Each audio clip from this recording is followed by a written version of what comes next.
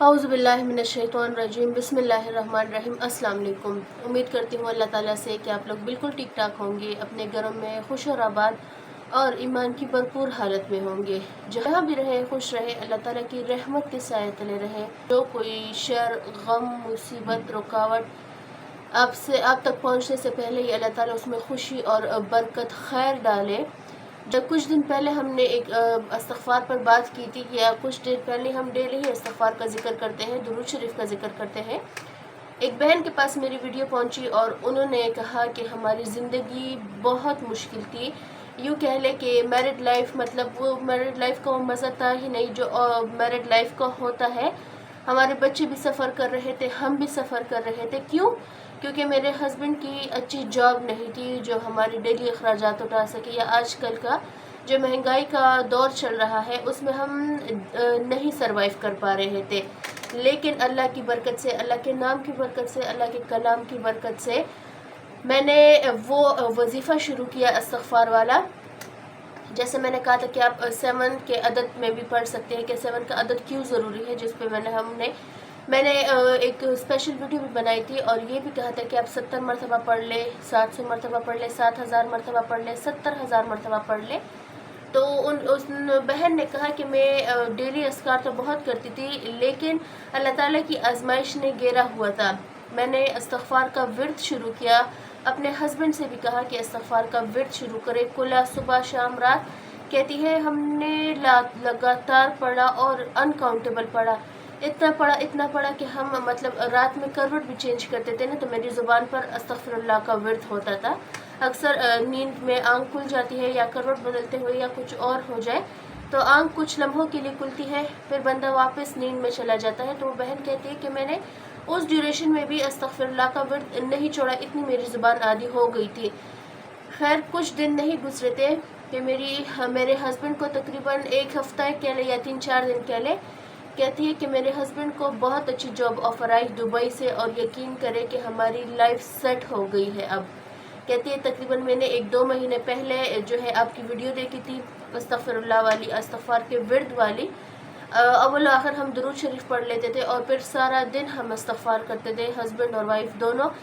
اب وہ کہتی ہے کہ اللہ کا شکر ہے کہ اللہ تعالیٰ نے اب اتنی اچھی لائف ہماری سیٹ کی ہے کہ میرے بچے بھی بہت اچھے اسکول میں دبئی میں پڑھ رہے ہیں، میرے ہسبینڈ بھی بہت اچھی جاب پر ہے۔ وہ بہن کہتی ہے کہ ہم اتنے اچھے لائف کے فیز سے گزر رہے ہیں، ہم اللہ تعالیٰ کا جتنا بھی شکر ادا کریں کم ہے، اور آپ کا بھی شکریہ ادا کرتے ہیں کہ آپ ہمیں اتنی موٹیویشنل سٹوری سناتی ہے، استغفار کا اتنا اچھے سے روشنی ڈالتی ہے استغفار کے ذکر پر، استغفار کیسا کرنا ہے، طریقے اچھے بتاتی ہے۔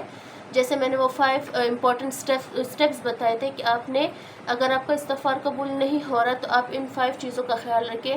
وہ بہن کہتی ہے کہ یقین کرے کہ ہمیں خود بھی یقین نہیں آ رہا کہ ہم کیسے اللہ تعالیٰ نے ہمیں اس مشکل فیز سے اٹھا کر اتنی اچھے لائف کے فیز میں ڈالا ہے، اور ہم اللہ کا جتنا شکر ادا کریں وہ کم ہے۔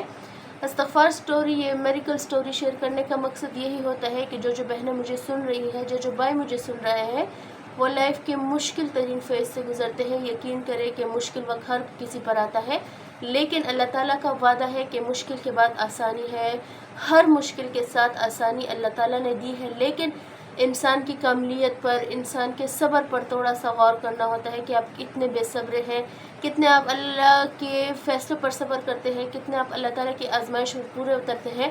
یقین کرے کہ جتنا آپ صبر کرتے ہیں اس سے ڈبل آپ کو اچھا پل ملتا ہے۔ جتنا آپ آزمائش پر شکر گزار ہوتے ہیں، اللہ تعالیٰ اتنا آپ کو دیکھتا ہے کہ آپ شکر ادا کرتے آپ نہیں دیکھتے۔ لیکن انسان میں تھوڑا سا تقویٰ ہونا چاہیے، تھوڑی سی کاملیت ہونی چاہیے، تھوڑا سا صبر ہونا چاہیے۔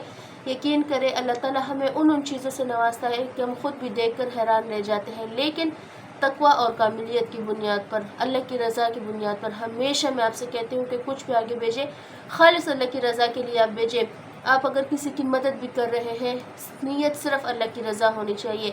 اگر 1 پلیٹ سالن بھی آپ کے گھر سے نکل رہا ہے تو یہ سوچ کر نکالے کہ یہ جو حدیث آپ صلی اللہ علیہ وسلم نے بیان کی تھی، آپ صلی اللہ علیہ وآلہ وسلم نے، کہ اگر تمہارے گھر میں گوشت پڑے یا ہانڈی بنے تو تھوڑا سا اس میں شوربہ ڈال دو تاکہ تم اپنے ہمسائے کو 1 پلیٹ دے دو۔ وہ آپ یہ مائنڈ میں رکھیں کہ یہ صرف خالص اللہ کی رضا کے لیے میں کر رہی ہوں، جو آپ صلی اللہ علیہ وآلہ وسلم نے ہمیں حدیث بتائیے، ہمیں لائف گزارنے کے ٹپس اور طریقے بتائے ہیں، صرف میں اس پر عمل کر رہا ہوں۔ بس یقین کریں کہ اللہ آپ کو اپنے در سے اتنا دے گا کہ آپ بانٹتے نہیں تکو گے، آپ شکر ادا کرتے ہوئے نہیں تکو گے، لیکن صرف اللہ کی رضا کے لیے، اللہ پر کامل یقین رکھتے ہوئے اور تقوی کی بنیاد پر۔ اپنا ڈھیر سارا خیال رکھیے گا، مجھے بھی دعا میں یاد رکھیے گا، اور جیسے اللہ تعالیٰ نے ان بہن کے ساتھ میڈیکل کیا، میری دعا ہے کہ جو مجھے سن رہا ہے، جو مجھے نہیں بھی سن رہا ہے، ان کی لائف میں مشکلات ہے، اللہ تعالیٰ ان کی لائف سے مشکلات کو ایسے ختم کرے جیسے ان بہن کی لائف سے ختم کیے ہیں، ویسے ہی راحت دے، بلکہ بہت راحت اور سکون والی زندگی دے جیسے کہ اور میری بہنوں بھائیوں کو دی ہوئی ہے۔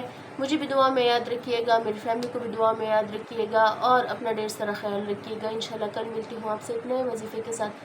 کوئی مشکل، کوئی پریشانی ہو، اللہ تعالیٰ سے ان کا رزلٹ مانگے، اللہ تعالیٰ پر یقین رکھتے ہوئے مانگے، کسی کے سامنے ہاتھ پھیلانے کی ضرورت نہیں ہے، کیونکہ ان کو بھی اللہ دے رہا ہے اور آپ کو بھی اللہ دے رہا ہے، لیکن تھوڑی سی دیر سویر ہو جاتی ہے، بس اپنے رب پر یقین رکھے، یقین کاملہ رکھے۔ اللہ حافظ جی۔